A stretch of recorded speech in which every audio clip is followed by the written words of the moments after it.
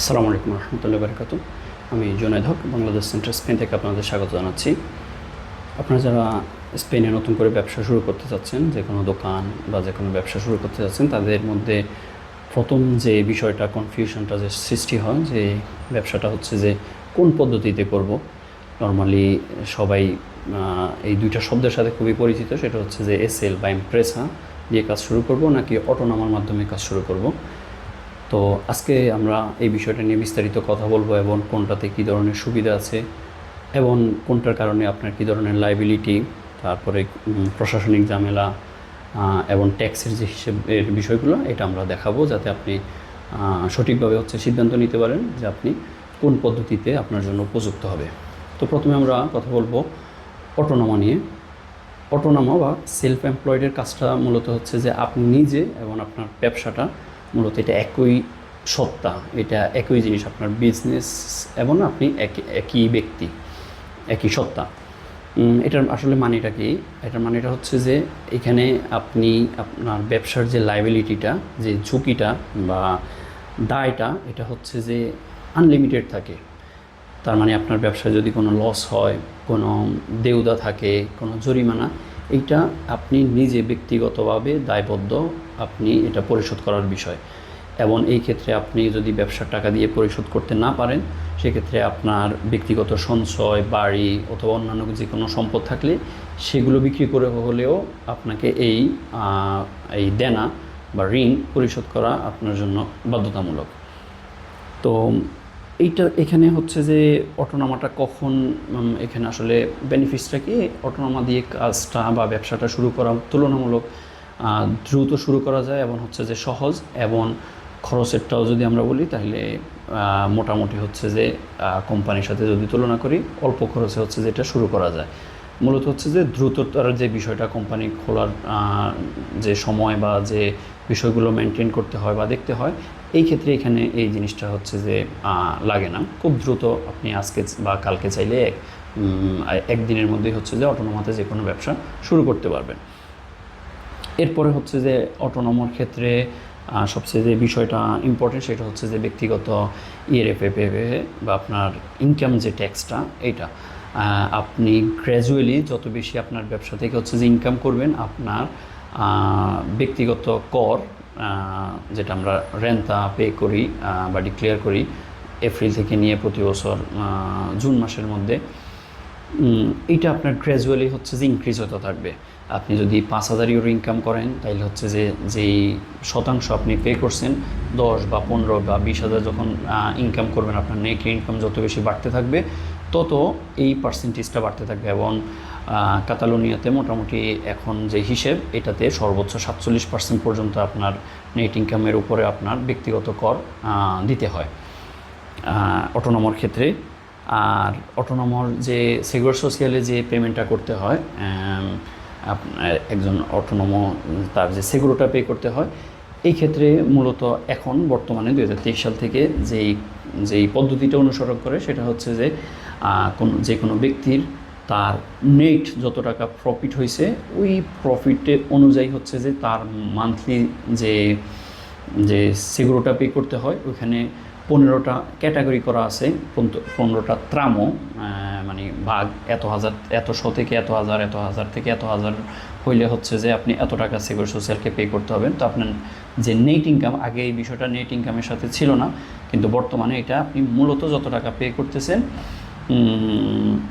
Net income, ওই অনুযায়ী হচ্ছে যে সরকারকে এই মান্থলি যে অটোনমার যে সেগুরোটা, এটা পে করতে হয়।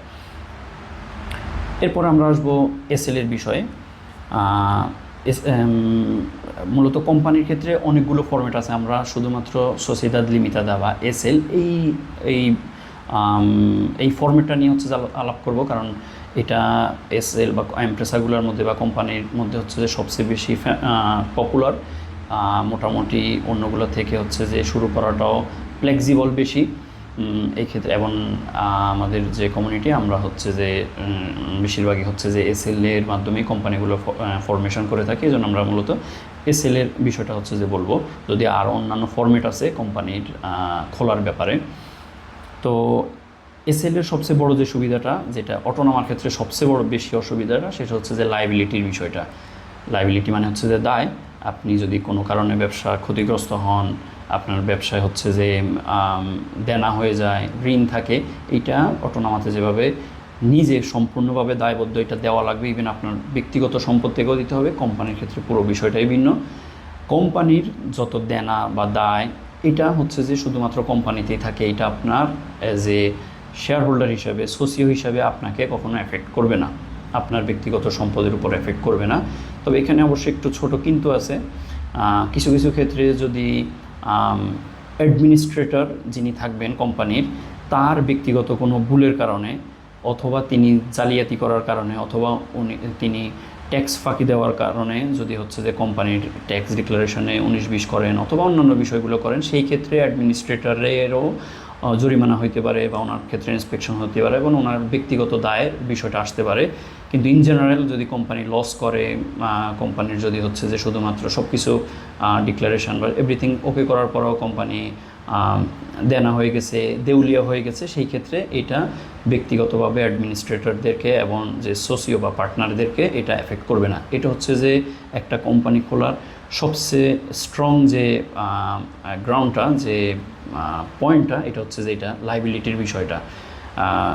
লিমিটেড লাইবিলিটি, আপনাকে হচ্ছে যে দায় নেওয়া লাগবে না, বা লিমিটেডভাবে, একটু আংশিকভাবে হচ্ছে যে দায় নিতে হবে। এটা দ্বিতীয় বিষয়টা হচ্ছে যে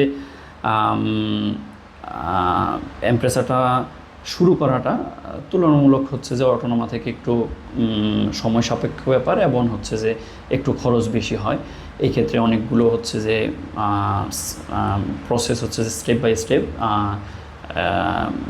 শেষ করার পর হচ্ছে যে একটা কোম্পানি ফরমেশন আসে, এবং কোম্পানি শুধু ফরমেশনের পরেই কাজ শেষ না, কোম্পানির যে মেনটেনেন্সের যে বিষয়টা, এটা অটোনোমা থেকে হচ্ছে যে কোম্পানিতে একটু বেশি, এবং এটার যে হিসেব নিকেশ, এটা আরও বেশি স্বচ্ছ থাকতে হয়, ক্লিয়ার থাকতে হয়, এবং ইন ডিটেলস হচ্ছে যে থাকতে হয়।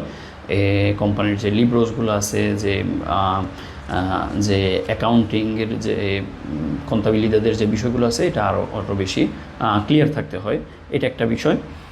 আর ট্যাক্সের বিষয়টা মেইনলি কোম্পানির সাইজ অনুযায়ী, সাইজ বলতে হচ্ছে যে কোম্পানির মূলত ইনকামটাকে বোঝায়, এই অনুযায়ী হচ্ছে যে ট্যাক্সের ফরম্যাটটা হচ্ছে যে একটু ভিন্ন।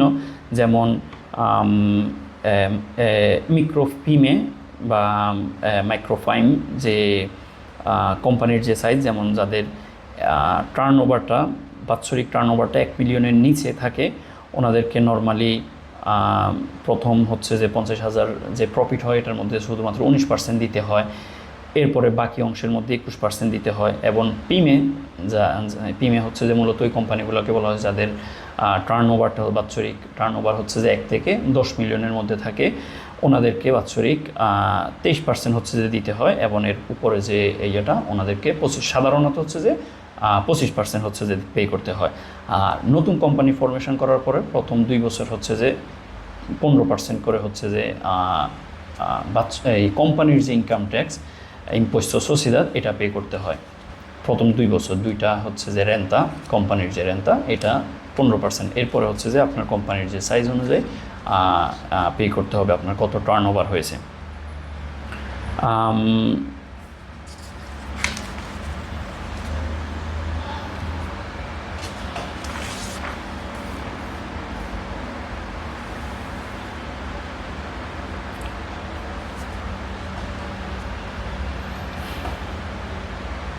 এখন আমরা দেখব মূলত এই দুইটার যে বিষয়গুলো বলছি, এটা আর একটু ভেঙে, যে কোনটাতে আসলে কী সুবিধা আছে। যেমন লাইবিলিটির বিষয়টা, এটা অটোনোমাতে হচ্ছে যে আনলিমিটেড দায়বদ্ধতা, আপনার যত দেনা, আপনার যত ব্যক্তিগত সম্পদ দিয়ে হচ্ছে যে এটা আপনার পূরণ করতে হবে। উল্টো দিকে কোম্পানির ক্ষেত্রে, সেলের ক্ষেত্রে এই দায়টা সীমিত, লিমিটেড। এটা একটা বড় পজিটিভ বিষয় এসএলের ক্ষেত্রে। শুরুর খরচটা অটোনোমাতে ধরতে গেলে প্রায় শূন্য। এখানে শুধুমাত্র যারা লিগ্যাল সার্ভিস বা খেস্তুরিয়াদের যে পেমেন্ট, এইটা ছাড়া হচ্ছে যে মূলত খোলার জন্য তেমন কোনো সরকারি কোনো ফিস বা কোনো রেজিস্ট্রেশন ফিস কোনো কিছুই লাগে না। অন্যদিকে এসএলের জন্য 500 থেকে 3,000 ইউরো পর্যন্ত হচ্ছে যে খরচ হইতে পারে। এক্ষেত্রে একটা ন্যূনতম ক্যাপিটাল হচ্ছে যে আপনার থাকতে হয় বা দেখাইতে হয়, এরপরে কোম্পানি রেজিস্ট্রেশন করা এবং অন্যান্য যে খরচ, এই খরচটা হচ্ছে যে আসতে পারে কোম্পানির সাইজ অনুযায়ী। এই ক্ষেত্রে অটোনোমাটা সহজ এবং কম খরচে আপনারা শুরু করতে পারবেন। সেকেন্ড হচ্ছে যে ট্যাক্সের যে বিষয়টা, এই ক্ষেত্রে ইআরএফএফের যে ট্যাক্সটা, এইটা প্রগ্রেসিভ অটোনোমাতে বাড়তে থাকে। যত বেশি আপনার নেট ইনকাম বাড়তে থাকবে আপনার ট্যাক্সটা বাড়তে থাকবে, এবং কাতালোনিয়াতে এটা সর্বোচ্চ 47% পর্যন্ত যেতে পারে। উল্টো দিকে এসএলের ক্ষেত্রে এই ট্যাক্সটা সর্বোচ্চ 25%, এবং নতুন কোম্পানি হইলে বা যদি টার্নওভার কম থাকে সেই ক্ষেত্রে আপনি 15% বা 19 বা 23%ও পে করবেন। যে বুক কিপিং বা কন্তাবিলিদাদ বা অ্যাকাউন্টিংয়ের যে বিষয়টা, এটা অটোনোমাতে হচ্ছে যে খুবই সিম্পল এবং সাধারণ। এখানে শুধুমাত্র আপনার যে ফাকতুরাগুলো, আপনি বিক্রি এবং কেনার ফাকতুরাগুলো হিসেব হচ্ছে যে থাকলেই এনাফ। উল্টো দিকে হচ্ছে যে এসএলের জন্য হচ্ছে যে শুধুমাত্র ফাকতুরা এবং গাস্ত থাকলে হবে না, এটার জন্য স্পেসিফিক যে অ্যাকাউন্টিংয়ের যে ফরম্যাট, ডাবল এন্ট্রি করা এবং হচ্ছে যে আপনার কোম্পানির যে ব্যাংক অ্যাকাউন্টের যে ট্রানজ্যাকশান, এগুলোকে হচ্ছে যে সঠিকভাবে হচ্ছে যে প্রত্যেকটা ফাকতুরা কেনা বেচার সাথে হচ্ছে যে লিঙ্ক করা, এটা খুবই জরুরি। তো অ্যাকাউন্টিংয়ের বিষয়টা, বুক কিপিংয়ের যে এটা কোম্পানির ক্ষেত্রে, সেলের ক্ষেত্রে বেশ জটিল হয়ে থাকে আর কি। এরপরে সেক্টর সোশিয়ালের যে পেমেন্টটা, এই ক্ষেত্রে যিনি অটোনোমাস যার নামে থাকে উনি তার যে নেট যে ইনকামটা, এই নেট ইনকামের উপরে হচ্ছে যে ত্রামতে যে অংশে তিনি পড়তেছেন, যে এই অনুযায়ী হচ্ছে যে তিনি ট্যাক্স পে করবেন, সেক্টর সোশিয়ালের যে কোটিসেশন হচ্ছে করবেন। অন্যদিকে অনেকে মনে করেন যে এসএলএ অটোনোমা পে করতে হয় না। এসএলএর যিনি অ্যাডমিনিস্ট্রেটর থাকবেন ওনাকে হচ্ছে যে মাস্ট অটোনোমাতে আলতা দেওয়া থাকা লাগবে, এবং এই ক্ষেত্রেও সে ওই যে নেট ইনকামের যে স্কেল আছে, যে ত্রামগুলো আছে, এখান থেকে যে অংশে উনি চুজ করবে ওই অংশের উপরে অত অংশ দেয়। এবং কেউ একজন হচ্ছে যে উনি দেখাইলো যে আমার নেট ইনকাম 1500, সো 1500 নেট ইনকামের ত্রামতে আপনাকে কত পে করতে হয়, সেক্টর সোশ্যালের ওইটার যে আছে এই নির্দিষ্ট যে অ্যামাউন্টটা, এটাই পে করতে হবে। কেউ যদি বলে না আমি 2500 হচ্ছে যে দেখাতে যাচ্ছি, তাহলে ওই 2500-এর উপরে যত বেশি দেখাবে তত ট্যাক্সটা বাড়তে থাকবে। এক্ষেত্রে ছোট অটোনোমাটা হচ্ছে যে মূলত ছোট এবং মাঝারি ব্যবসাগুলোর জন্য হচ্ছে যে বেস্ট সুইটেবল। প্রথম দোকানটা একটা আলিমেন্তাসিয়ন অথবা হচ্ছে যে একটা ফ্রুতেরিয়া হচ্ছে যখন দেয়, তখন এক্ষেত্রে অটোনোমাটা বেস্ট। ইজি করাটা সহজ, মেনটেইন এবং অন্যান্য খরচের বিষয়গুলো, বুক কিপিংয়ের বা কন্তাবিলিদাদের বিষয়গুলো হচ্ছে যে ইজি। উল্টো দিকে কেউ যদি হচ্ছে যে তার বিজনেসকে স্কেল আপ করতে চায়, অনেক দোকান একসাথে কিনতে চায়, ব্যবসা বড় হয় এবং হচ্ছে যে তার নেট ইনকামটাও হচ্ছে যে খুব গ্রো করতে থাকে, সেই ক্ষেত্রে বেটার হচ্ছে যে এসএলএ হচ্ছে যে চুজ করা।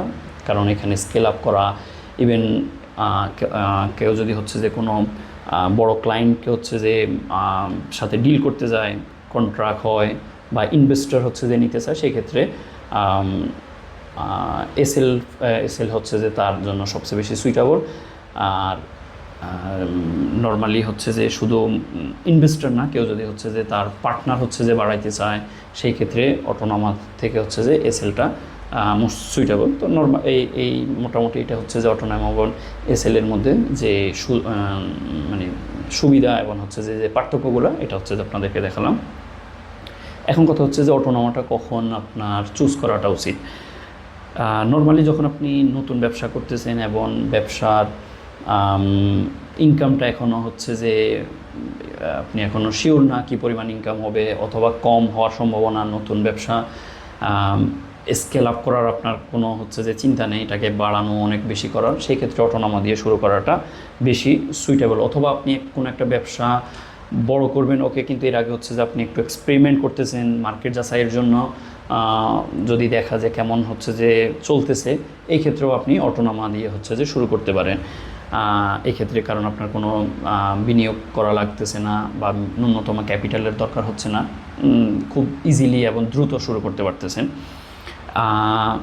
এরপরে হচ্ছে যে এই অ্যাক্টিভিটিগুলোতে হচ্ছে যে আপনার ফ্রিল্যান্সিং সার্ভিস বা ছোটোখাটো কনসাল্টিং বা ছোটোখাটো দোকানের জন্য হচ্ছে যে এটা বেশ সুইটেবল অটোনোমাটা। আর হচ্ছে যে অটোনোমাতে আপনার যখন তারিফা এই সেগর সোশিয়ালের যে কোটিসেশনটা ট্যাক্সটা যে পে করতে হয়, এক্ষেত্রে নতুন যারা শুরু করেন ওনাদের ক্ষেত্রে অটোনোমাতে তারিফা প্ল্যান আপনারা চুজ করতে পারেন। তারিফা প্ল্যানটা হচ্ছে যে নর্মাল যত টাকা হচ্ছে যে যেই অ্যামাউন্টটা আপনার যে ন্যূনতম নেট ইনকামের সাথে হচ্ছে যে সরকার নির্ধারিত যে অ্যামাউন্ট, এর থেকে অনেক বেশি আপনাকে ডিসকাউন্ট দেয়, যেটা এখন বর্তমানে প্রায় 88 ইউরোর মতো। এটা আপনি প্রথমে 1 বছর হচ্ছে যে এই 88 টাকা 1 বছর প্রতি মাসে 88 টাকা করে পেমেন্ট করে হচ্ছে যে পেমেন্ট করতে পারবেন। ইভেন এটা আপনি যদি চান তাইলে নেক্সট ইয়ারেও হচ্ছে যে এটা আপনি রেনোভার করতে পারবেন, প্ররতা করতে পারবেন তারিফা প্ল্যানাটা। এটা যেমন কোন কোন ক্ষেত্রে হচ্ছে যে এটা আবার নেক্সট ইয়ারে এই তারিফা প্ল্যানাটা বা 88 টাকার যে ডিসকাউন্ট যে প্রাইস যে যে অ্যামাউন্টটা এটা রাখতে পারবেন যখন আপনার পুরো বছরে বাৎসরিক যে ইনকামটা এটা স্পেনের যে মিনিমাম স্যালারি থেকে হচ্ছে যে কম যখন হয়েছে, তখন আপনি চাইলে পরের বছরও এটা এই ডিসকাউন্টটা পেতে পারেন। তার মানে আপনি 2 বছর এখানে হিউজ পরিমাণ একটা হচ্ছে যে শুধুমাত্র ট্যাক্স, এই যে সেগর সোশ্যালের যে ট্যাক্স, এই ট্যাক্সের টাকা হচ্ছে যে আপনি সেভ করতে পারবেন। আর এসএলএরটা হচ্ছে যে আপনার কখন এসএল বা এমপ্রেসা হচ্ছে যে চুজ করা উচিত, এক্ষেত্রে আপনার যখন বিজনেস স্কেল আপ হচ্ছে এবং নেট ইনকামটা হচ্ছে যে খুব বেশি গ্রো করতেছে, এক্ষেত্রে আপনার এসএল চুজ করা উচিত। আপনি যখন কারোর সাথে পার্টনারশিপে হচ্ছে যে বিজনেস করতে যাচ্ছেন, সেক্ষেত্রে অবশ্যই এসএল চুজ করা উচিত। এরপর হচ্ছে অথবা ভবিষ্যতে আপনার কোনো বিজনেসে পার্টনারশিপ নেওয়ার চিন্তা আছে, অথবা হচ্ছে যে শুধু ইনভেস্টর নেওয়ার চিন্তা আছে, সেক্ষেত্রে অবশ্যই এসএল হচ্ছে যে নেওয়া উচিত। এবং এসএলটা চুজ করা উচিত যদি আপনি এমন কোনো বিজনেস করে থাকেন যেগুলোতে লাইবিলিটির বিষয়টা খুব লাইবিলিটিটা খুব প্রবল বা রিস্কটা হচ্ছে যে বেশি থাকে, যেমন রেস্টুরেন্টে, দোকানে, যেগুলোতে যে কোনো প্রাকৃতিক কোনো দুর্যোগ অথবা হচ্ছে যে ব্যবসায়িক লস এগুলো হইতে পারে, দেনা বা ঋণ হওয়ার সম্ভাবনা থাকে। এইসব ক্ষেত্রে অবশ্যই এসএলটা চুজ করা উচিত, কারণ এক্ষেত্রে আপনি যদি ঋণ পেমেন্ট না করতে পারেন, সেক্ষেত্রে আপনার ব্যক্তির উপরে হচ্ছে যে এটা লাইবিলিটিটা আসতেছেন। এটা খুবই স্ট্রং একটা পয়েন্ট এসএল দিয়ে শুরু করার জন্য। এছাড়া হচ্ছে যে কোম্পানিতে হচ্ছে যে আপনি যখন যে নেট ইনকামটা হচ্ছে যখন হচ্ছে এটার উপরে যখন কোম্পানি যে ইম্পোস্টটা দিচ্ছে, যেটা আমরা একটু আগে বললাম 25% বা কিছু নতুন অবস্থায় 15% দেওয়া লাগে, এই টাকাটা যখন যদি তাদের যে শেয়ার হোল্ডাররা যতক্ষণ পর্যন্ত তারা শেয়ার হোল্ডাররা এই টাকাটা, এই ডিভিডেন্ডটা, এই টাকাটার এই লাভটা তারা নিচ্ছে না, ততদিন পর্যন্ত এই টাকার উপরে ব্যক্তিগত কোনো ট্যাক্স দেওয়া লাগছে না। আপনার রেন্টাতে এই টাকাটা হচ্ছে যে কোনো ডিক্লারেশন দেওয়া লাগতেছে না। এটা শুধুমাত্র তখনই দেওয়া লাগবে যখন আপনি হচ্ছে যে এই টাকাটা উত্তোলন করবেন, আপনার শেয়ার হোল্ডাররা লাভের টাকাটা।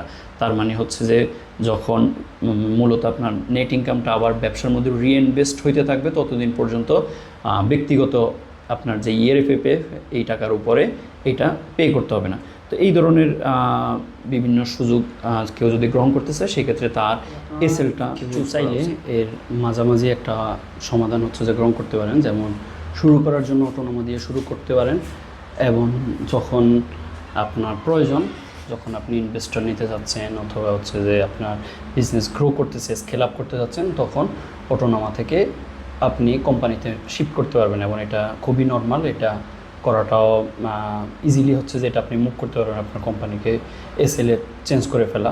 অথবা যারা এখন অটোনোমাতে আছেন, ওনারা যদি চান যে কোনো সময় আপনি আপনার ব্যবসাটাকে হচ্ছে যে এসএলএ নিয়ে নিতে পারবেন। এই ক্ষেত্রে আপনার প্রথমে যে অটোনোমার যে শুরু করাটার যে বেনিফিটসগুলো, ট্যাক্সের যে বেনিফিটসগুলো, এবং শুরু করার যে মানে খুব দ্রুত শুরু করা, অল্প টাকায় শুরু করার যে বেনিফিটসটা, এটা নিয়ে নিলেন। এরপরে যখন কোম্পানিটা একটু স্টেবল হইলো, একটু গ্রো আপ করলো, তখন আপনি আবার এসএলএ হচ্ছে যে মুভ করলেন, এমপ্রেসাতে ব্যবসা শুরু করতে চাচ্ছেন এবং অটোনোমাতে শুরু করবেন নাকি এসএলএ আপনাদের জন্য আরও বেশি উপযোগী হবে, এটা আমাদের সাথে হচ্ছে যে ইন ডিটেলস আলাপ করতে পারেন। আমরা আপনাকে গাইড করব ইনশাল্লাহ, যে আপনার যে সিচুয়েশান, আপনার যে ক্যাপিটাল, আপনার যে টাইপের বিজনেস এবং যেই পজিশানে হচ্ছে যে বিজনেস এবং ফিউচার হচ্ছে যে বিজনেস নিয়ে ফিউচার প্ল্যান, এটার উপর আমরা আপনাকে সাজেস্ট করবো যে আপনার অটোনোমাতে হচ্ছে যে শুরু করা উচিত নাকি হচ্ছে যে কোম্পানিতে শুরু করা উচিত। ইনশাল্লাহ আমাদের অফিসে যোগাযোগ করলে আমরা আপনাদেরকে সর্বোচ্চ হেল্প করবো এই বিষয়ে। আসসালামু আলাইকুম রহমতুল্লাহি ওয়া বারাকাতুহু।